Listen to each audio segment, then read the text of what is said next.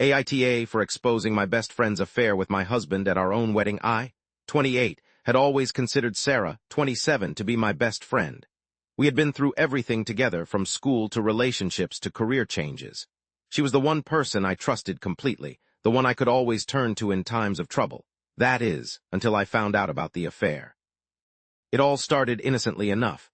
My husband, Mark, 30, and I had been planning our wedding for months. Sarah was naturally my maid of honor, and she had been there for every step of the planning process. We had picked out dresses, chosen the perfect venue, and sent out the invitations. Everything was going smoothly, or so I thought. About a week before the wedding, I started to notice some strange behavior from both Sarah and Mark. They would exchange furtive glances when they thought I wasn't looking, and I caught them whispering to each other more than once. I tried to brush it off as pre-wedding jitters, but deep down, I knew something was off. It all came to a head on the day of the wedding.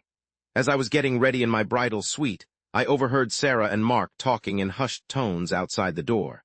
Curiosity getting the better of me, I cracked the door open just a sliver and listened in. "I can't believe we're doing this," Mark whispered, his voice filled with guilt. "I know, but I can't resist you," Sarah replied, her tone equally guilty. My heart stopped. I couldn't believe what I was hearing. My best friend and my husband were having an affair, and they had the audacity to carry on right under my nose. At that moment, all the pieces fell into place. The late nights at the office, the sudden business trips, the secretive phone calls, it all made sense now. I was devastated, heartbroken, and filled with a white-hot rage that I had never experienced before. As they continued to talk, oblivious to my presence, I made a split-second decision. I burst out of the room, my veil streaming behind me, and confronted them in front of the entire wedding party. The look of shock on their faces was priceless. Sarah stammered, trying to come up with an excuse, but I wasn't having any of it. I laid out the evidence, the whispers, the glances, the overheard conversation. I exposed their affair for all to see, the betrayal of my best friend and my husband cutting me to the core. The fallout was quick and brutal. My family and friends were torn between sympathy for me and disbelief at the situation. Some tried to mediate, others took sides, but the damage was done. My perfect wedding day had turned into a nightmare, and I had no one to blame but Sarah and Mark. In the days following the wedding, I had to come to terms with the fact that my best friend and my husband had betrayed me in the worst possible way. I kicked Mark out of the house, filed for divorce, and cut all ties with Sarah. It was a painful process, full of tears, anger, and regret. I couldn't quite wrap my head around how two people I trusted implicitly could do something so despicable, so callous. Now, as I sit here, staring at the ruins of my marriage and my friendship, I can't help but wonder, am I the asshole for exposing their affair at my own wedding? Did I go too far in my anger and hurt, or was I justified in calling them out for their betrayal? The question echoes in my mind, haunting me with its implications. As the dust settles and the wounds begin to heal, I am left with no clear answer. All I know is that I will never be the same again, scarred by the betrayal of those I loved the most. And as I look to the future, I can only hope that time will bring some measure of peace and closure to this painful chapter in my life. But for now, the question remains, am I the asshole? Update. It has been several months since the disastrous events of my wedding day unfolded, and the wounds are still fresh.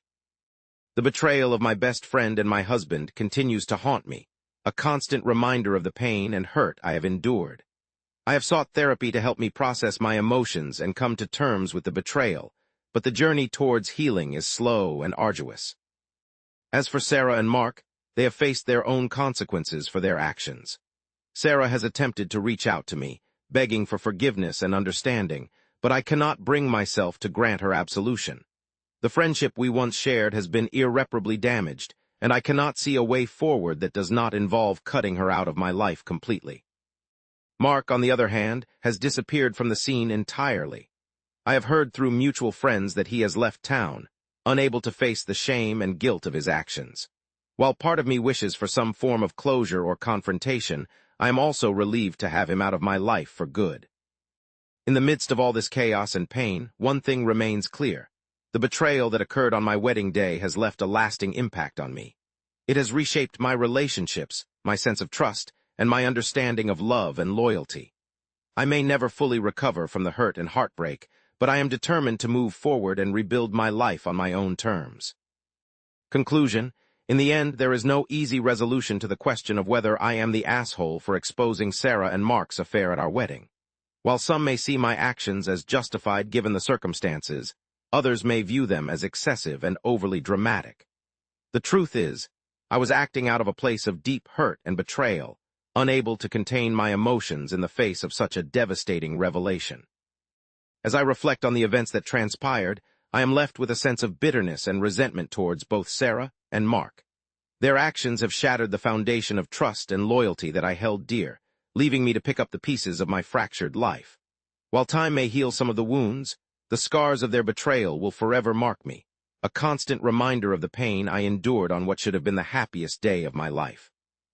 In the end, I am left with a sense of ambivalence towards the question of whether I am the asshole. While I may have acted impulsively and with anger, I cannot deny the raw emotions that drove me to expose their affair. And as I move forward, I can only hope that someday I will find a way to forgive, if not forget, the damage they have caused. But for now, the wounds are still fresh, the pain still raw, and the question of whether I am the asshole remains unanswered.